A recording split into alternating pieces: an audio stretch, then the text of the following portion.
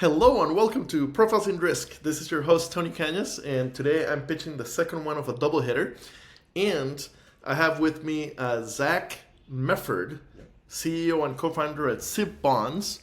And we're trying to keep today's episode short because Zach is recovering from some sort of bad cold. And this is the last thing holding me before going and get amazing Argentinian steak for dinner. So. I don't want to stop you from that, and thank you. Yeah, I'm recovering from whatever I picked up during Thanksgiving.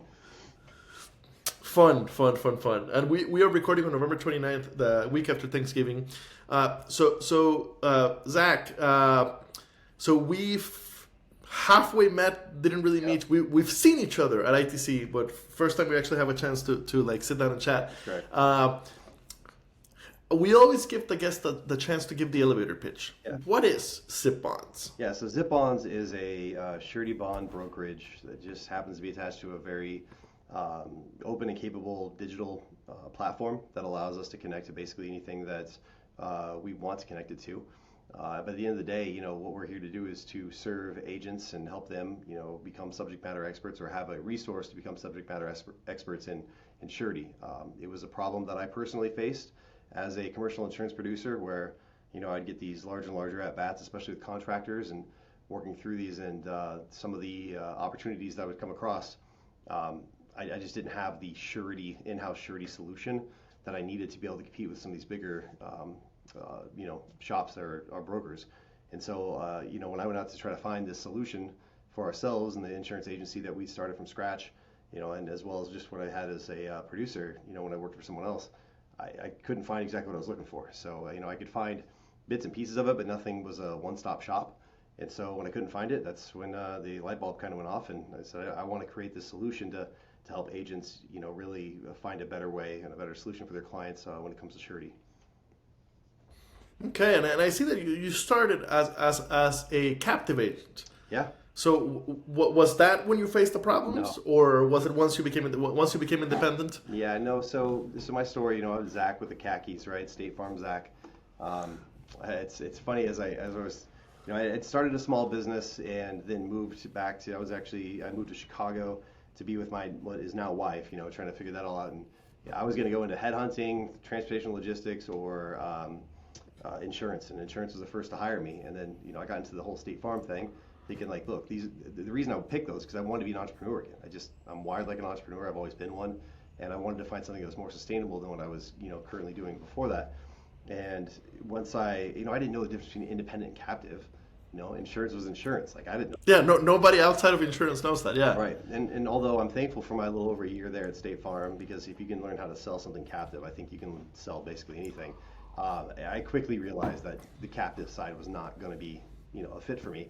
And I also was, not really challenged as much as I'd like to have been, with the mostly personal lines and life insurance section, options that State Farm had. So, when I looked to move back home, when we decided we wanted to start a family, commercial insurance really, appealed to me because it appealed to the entrepreneur in me. I was meeting with other business owners all day long, and that's something I really enjoyed. So, no, I didn't run into surety too much. In fact, licensed permanent funds, that we wrote at State Farm, that was my first probably introduction to surety, although at the time it really wasn't catching my attention.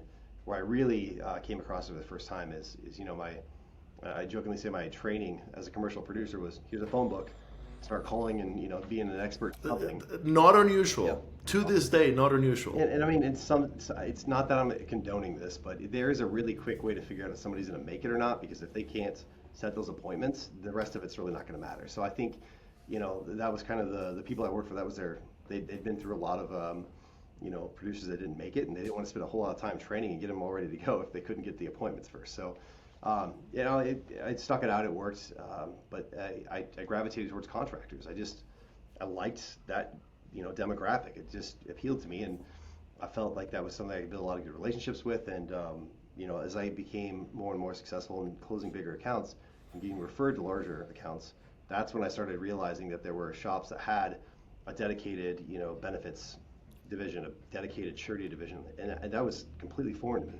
And so, at the time, being young and just thinking I could figure anything out, I just thought I could figure it out. And And to some extent I did, but I never was a subject matter expert, and I couldn't quite understand at the time. I know now what it is, but that's my favorite part about doing this with like talking to agents, is I understand what it's like to not know what the difference is between surety and insurance, and getting frustrated by that, and trying to understand why some markets want some things and others don't, and what's all there. So that's when I was really, first introduced to the problem, if you will.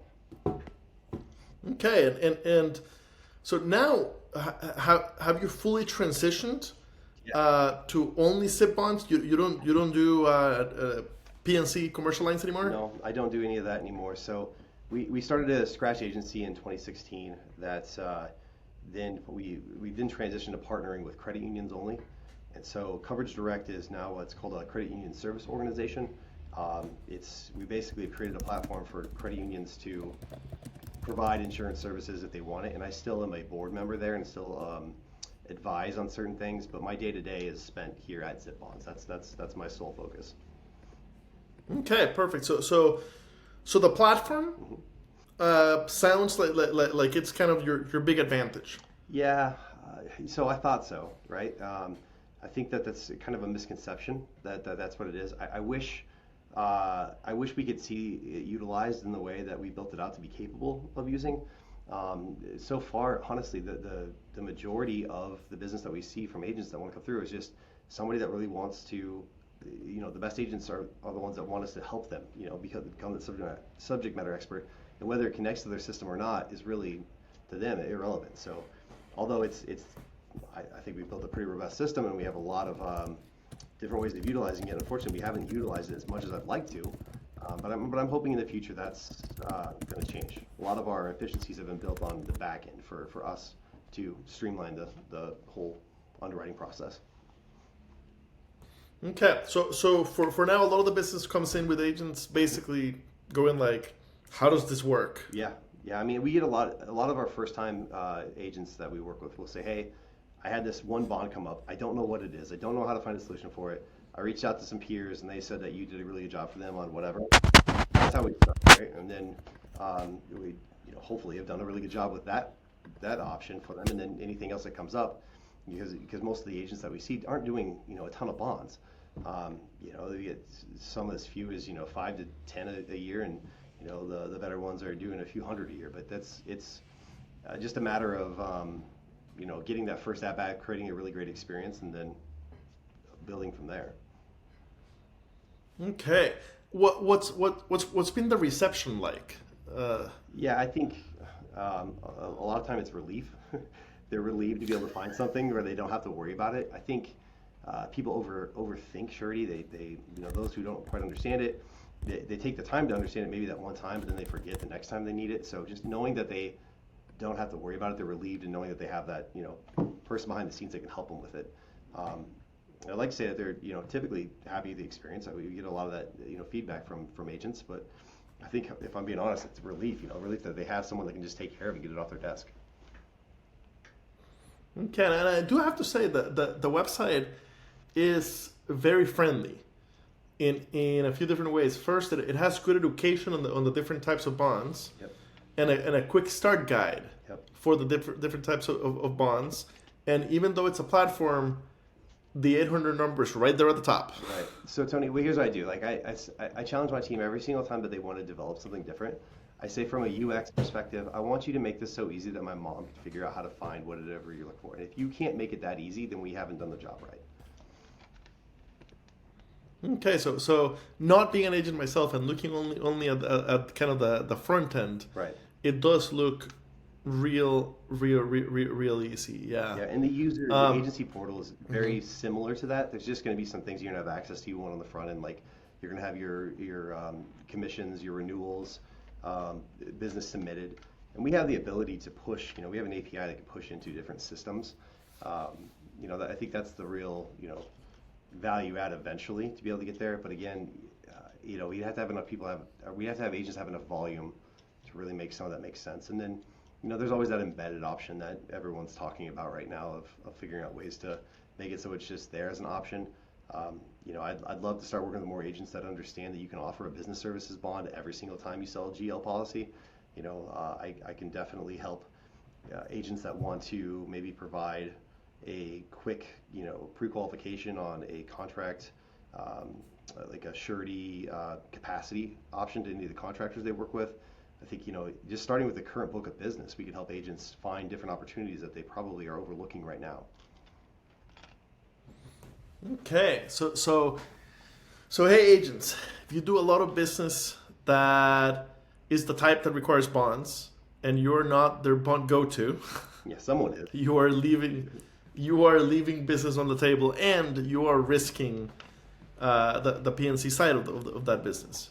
Yep, it's that too, and I think, I don't know, you said that you hadn't been produced before, but one of the things that's, I think overlooked often is even if you, get that surety at some point with PNC and eventually maybe lose a PNC for a while, oftentimes that surety stays there because it's very sticky business. Not a lot of, especially these larger, contractors like the ones that initially made me aware of this issue. They don't want to have to go through that whole process with a whole lot of people. We try to make it as simple as possible, and so that way you're not dealing with this, large amount of paperwork or follow-up every year to confirm or increase your capacity for projects that you want to work on. Okay, fantastic. Zach, thank you for your time today. I do have to say, we chatted for like 5 minutes before, and I neglected to realize that you are a fellow Cyclone. That's what I was going to ask you. You said you were in. Oh man.